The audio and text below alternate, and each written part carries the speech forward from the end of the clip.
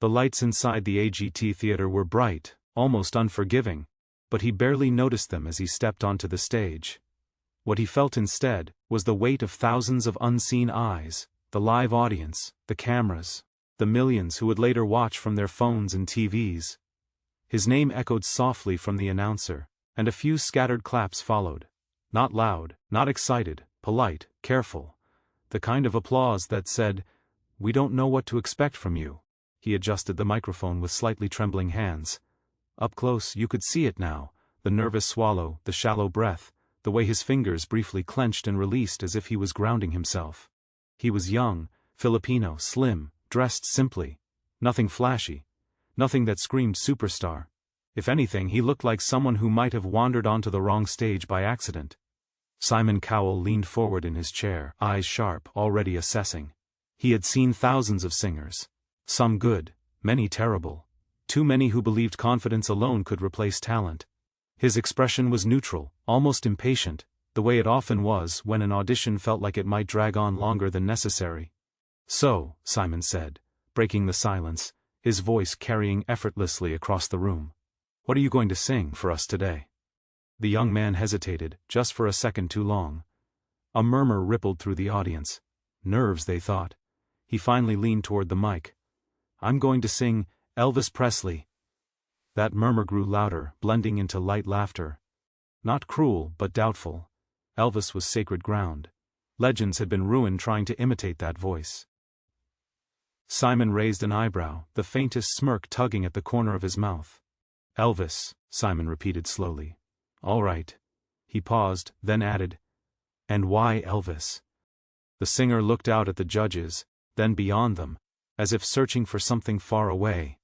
"Because, where I come from, his songs were hope. When we had nothing, we still had his voice." For a moment the room quieted, but skepticism still lingered in the air like static.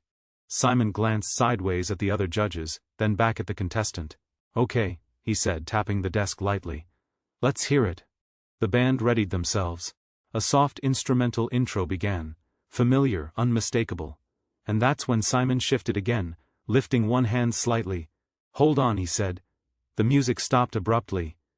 A collective gasp swept through the audience. The singer froze, heart slamming into his chest. His worst fear flashed before him, that this was over before it had even begun. Simon leaned back, folding his arms. "I'll be honest with you," he said calmly, but firmly. "We've had a lot of Elvis impersonators. Most of them rely on the look, the moves, the costume, and frankly, it gets boring very fast." The young man nodded slowly, eyes downcast, gripping the mic tighter. Simon continued. "So before you start, I need to know something. Are you here to copy Elvis, or are you here to sing?" That question hung in the air, heavy and sharp.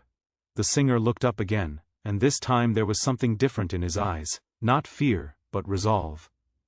"I'm here to sing," he said quietly. "With my own voice." A few people in the audience clapped softly at first. Simon studied him for a long moment, then he gave a small nod. "All right, start again. And don't waste it." The music began once more. The singer closed his eyes. In that split second before he sang, memories flooded him. Small rooms, flickering lights during power cuts. His mother humming Elvis songs while cooking. Neighbors gathered around an old radio. He wasn't on the AGT stage anymore. He was back there singing not to impress, but to survive. Then he opened his mouth, and the first note changed everything. It wasn't an imitation. It wasn't forced. It was deep, warm, and unexpectedly powerful, carrying both the soul of Elvis and the unmistakable texture of his own identity. The laughter from earlier vanished instantly. Simon's posture stiffened. His hand, which had been resting casually on the desk, stopped mid-tap. The room fell silent, not because they were told to be quiet, but because no one dared to interrupt what was unfolding. This was no longer an audition. This was a moment. The stage lights felt harsher now, brighter than before, as if the room itself had decided to test him. The murmurs from the audience didn't fade, they shifted, no longer curious, now uncertain. Simon Cowell leaned forward slightly, one hand raised halfway, not fully stopping the moment, but clearly prepared to. It was the kind of gesture that said, "Be careful." The Filipino boy noticed it. He noticed everything. The sharp inhale of the crowd. The subtle tension in the judges' chairs. Even the band seemed to pause, fingers hovering just above the instruments, waiting for permission from the air itself. He tightened his grip on the microphone. For a brief second, doubt crept in. Not loud, not dramatic, just a quiet whisper asking if this was too much, if he had reached too far.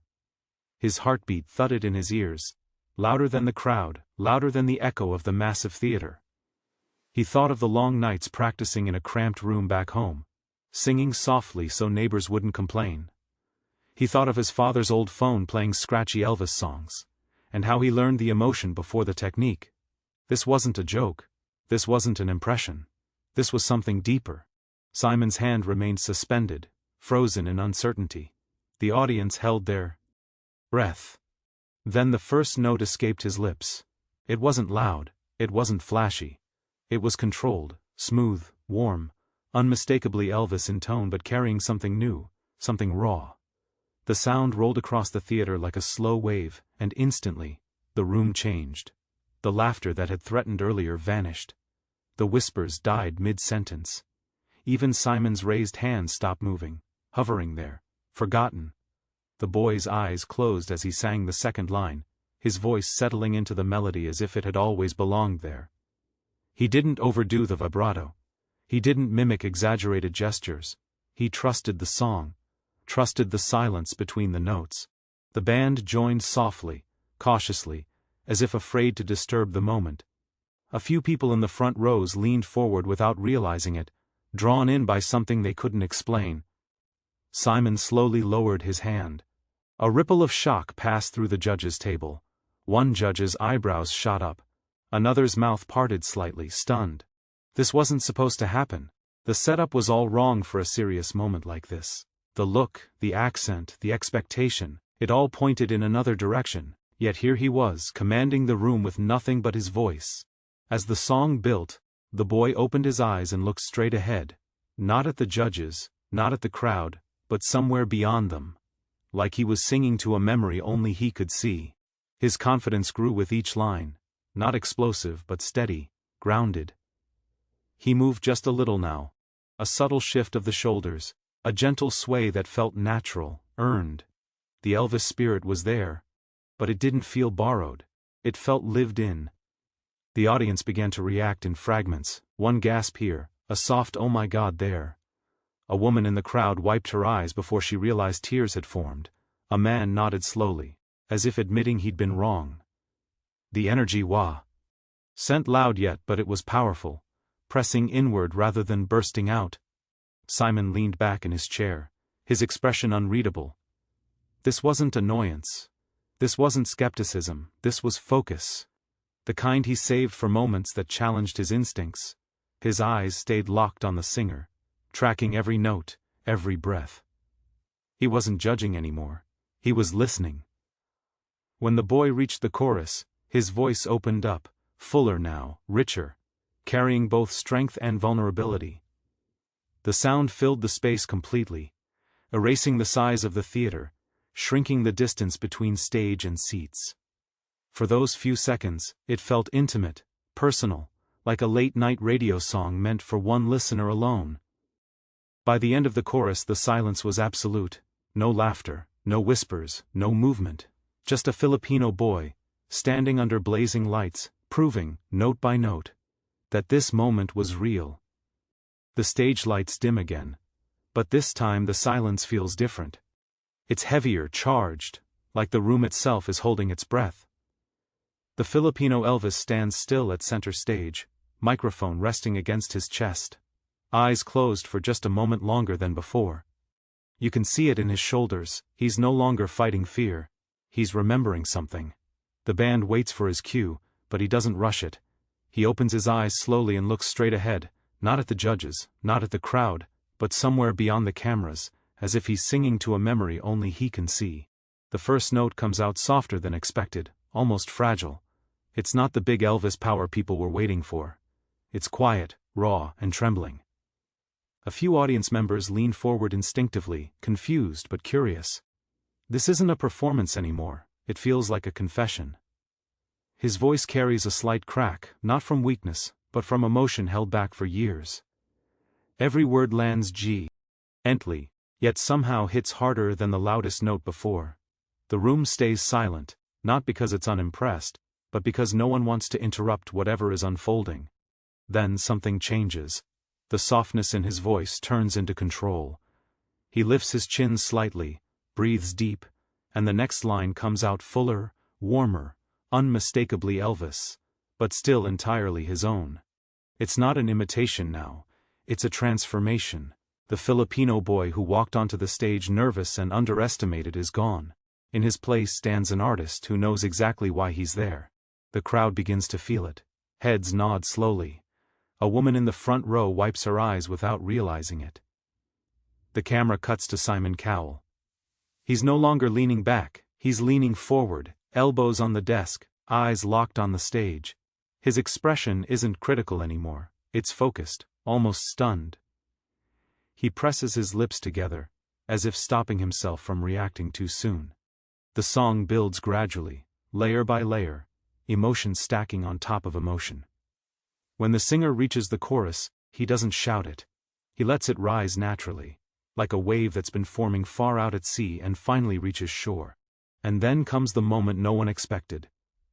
He holds a note, not the longest, not the loudest, but the most controlled note of the entire performance. It's steady, confident, and full of soul. You can feel the vibration travel through the room.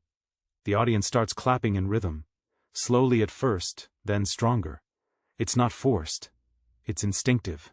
Even the band seems surprised, exchanging quick glances as they realize they're witnessing something special. As the song nears its end, the Filipino Elvis steps forward. Just one small step, but it feels symbolic, like he's stepping out of every label placed on him. He softens again for the final lines, his voice almost whispering the last words. When the music stops, he doesn't move. He lets the silence speak. 1 second passes. 2, 3. Then the room explodes. The audience leaps to their feet in a full standing ovation. Cheers roar from every corner of the theater. People shout his name, though many don't even know it yet. The judges' table lights up. One judge stands. Then another. Simon remains seated for half a second longer, staring at the stage, before slowly standing as well. It's not dramatic, it's deliberate. And somehow that makes it even louder. The singer's eyes fill with tears. He covers his mouth with one hand, overwhelmed, shaking his head in disbelief. This wasn't supposed to happen. He was almost stopped, almost cut off, almost dismissed. And now the same room that doubted him is celebrating him. When Simon finally speaks, the room quiets instantly. He doesn't start with criticism. He starts with honesty. He admits he was ready to interrupt, ready to move on. And then he pauses, looks directly at the singer, and says he's glad he didn't. That sentence alone changes everything. The Filipino Elvis nods, tears falling freely now, as the crowd cheers again. In that moment, it's clear this wasn't just a performance, it was a turning point. Not just for him but for everyone watching. A reminder that sometimes, the voices we almost silence are the ones we remember the longest.